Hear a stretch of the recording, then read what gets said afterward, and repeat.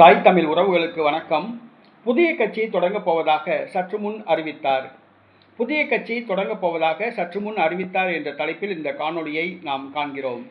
தமிழக பாரதிய ஜனதா கட்சி முன்னாள் தலைவர் அண்ணாமலை அவர் இன்று தனது பிறந்த நாளை கொண்டாடுகிறார். அவருக்கு நமது பிறந்தநாள் வாழ்த்துக்களை தெரிவித்துக் கொள்வோம். தமிழக பாஜக தலைவராக அண்ணாமலை இருந்தபோது கட்சி வளர்ச்சியடைந்தது. அதிமுகவோடு கூட்டணி அமைக்க வேண்டும் என்பதற்காக எடப்பாடி வேண்டுகோளை ஏற்று பாஜக தலைமை தமிழக பாஜக தலைவர் பதவியிலிருந்து அண்ணாமலையை நீக்கியது. அதற்கு பிறகு ஓரங்கட்டப்பட்டார். கட்சியிலும் ஆட்சியிலும் புறக்கணிக்கப்பட்டார். நடைபெற்று முடிந்த தமிழக சட்டசபை தேர்தலில் 9% இருந்த பாஜக வாக்கு வங்கி 2% குறைந்தது. இந்த சூழ்நிலையில் அண்ணாமலை தனிக்கட்சி தொடங்கப் போவதாக பேசப்பட்டு வந்தது.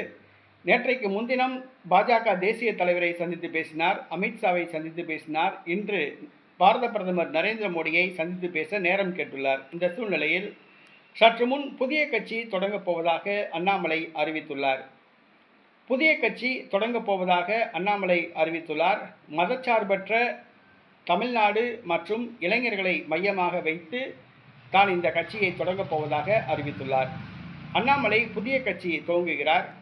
புதிய கட்சியை கடைசி வரை நடத்துவாரா என்பதை பொறுத்திருந்து பார்ப்போம்.